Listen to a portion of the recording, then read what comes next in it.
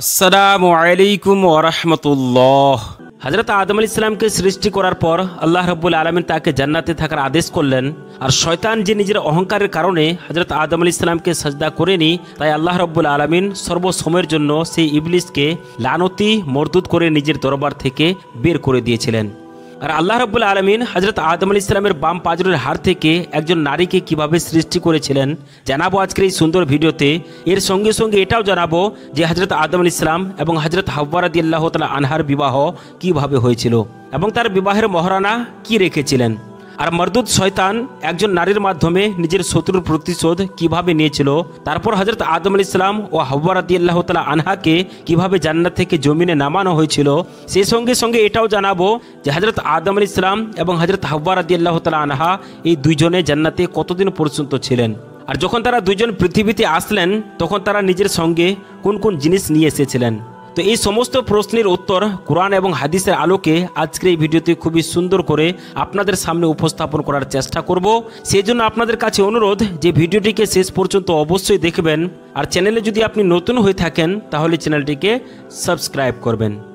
আল্লাহ রাব্বুল আলামিন যখন হযরত আদম আলাইহিস সালামকে সৃষ্টি করলেন আর সব কিছুর শিক্ষা দিয়ে দিলেন, তখন আল্লাহ রাব্বুল আলামিন হযরত আদম আলাইহিস সালামকে জান্নাতে থাকার হুকুম দিলেন। আর জান্নাতের মধ্যে সমস্ত রকম নিয়ামতকে উপভোগ করার অনুমতিও দিয়ে দিলেন। কিন্তু জান্নাতের সমস্ত নিয়ামত থাকা সত্ত্বেও জান্নাতের মধ্যে হযরত আদম আলাইহিস সালাম একাকিত্ব অনুভব করতে লাগলেন।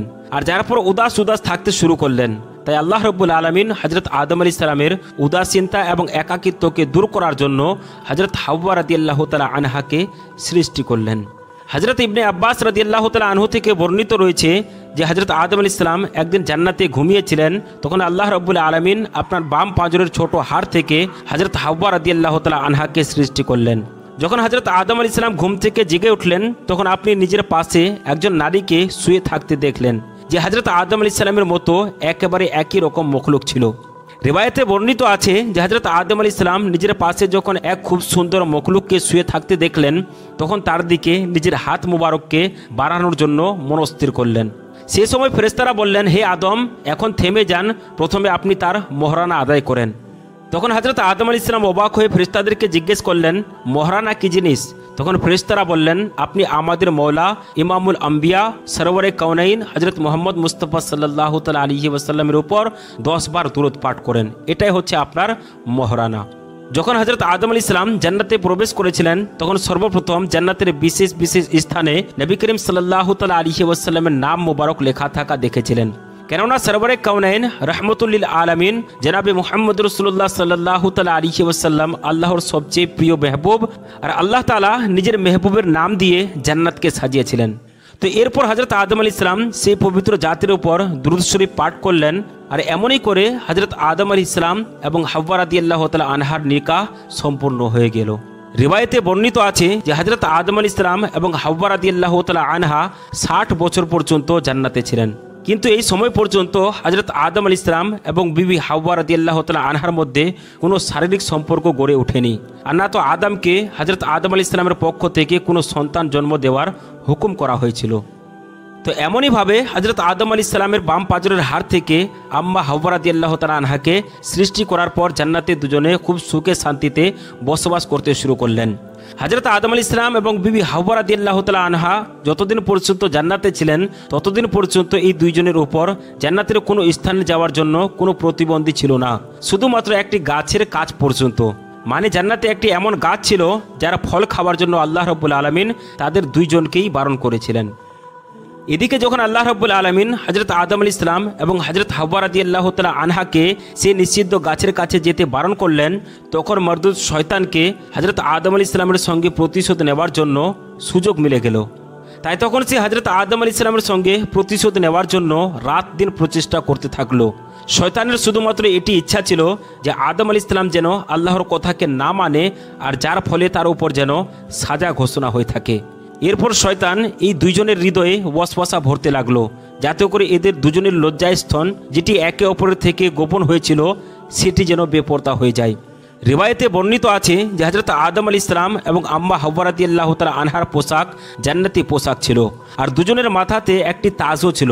আরেকটি অন্য রেবায়তের মতে হযরত আদম আলাইহিস সালাম এবং মা হাওয়া রাদিয়াল্লাহু তাআলা আনহার পোশাক ছিল জান্নাতি গাছের পাতার, আর যেখান থেকে তাদের লজ্জাস্থান একে অপরের থেকে গোপন হয়েছিল।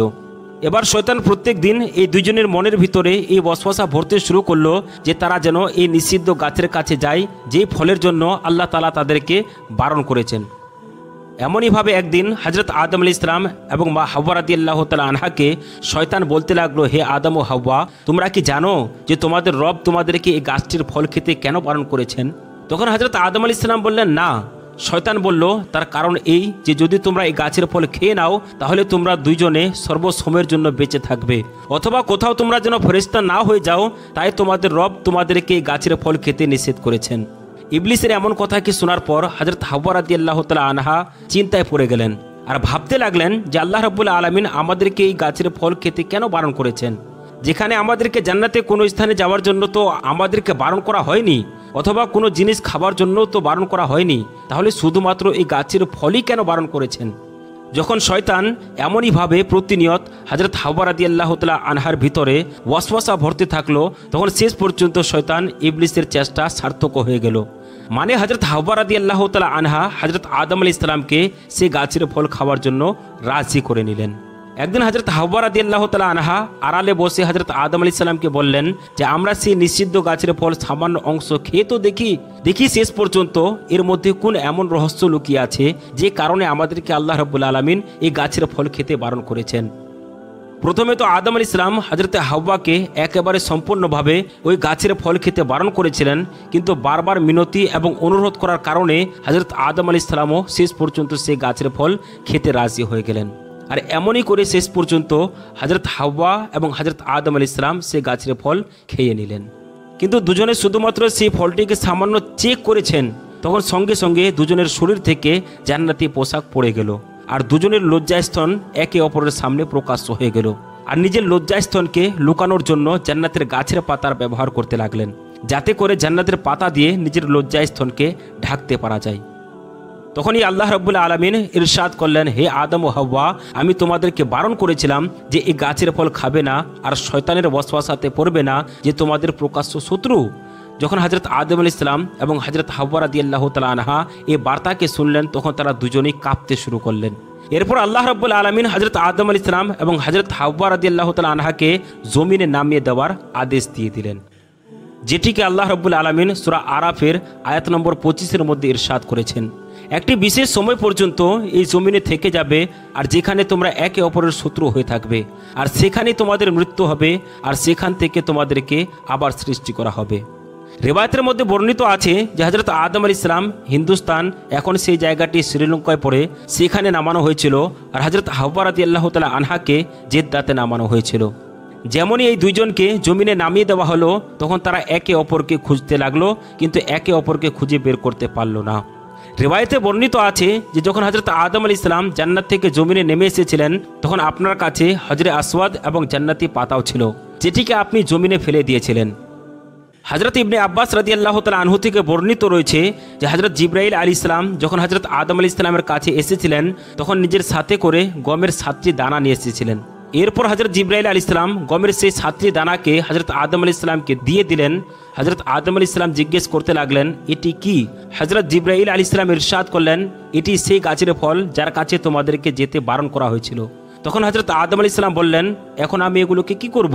জিবরাইল আলাইহিস সালাম ইরশাদ করলেন, এই দানাগুলোকে জমিনে পুঁতে রাখো। আল্লামা ইবনে কাসির লিখেছেন যে হযরত আদম আলাইহিস সালামের সঙ্গে যে ভুল হয়ে গিয়েছিল, সেই ভুলের জন্য আপনি আল্লাহ রাব্বুল আলামিনের দরবারে একটা লম্বা সময় পর্যন্ত কান্না করতে থাকেন আর আল্লাহ তাআলার কাছে মাপ চাইতে থাকেন। আর এমনই করে একদিন হযরত আদম আলাইহিস সালামের কান্নাকে দেখে আল্লাহ রাব্বুল আলামিনের রহম হয়ে গেল।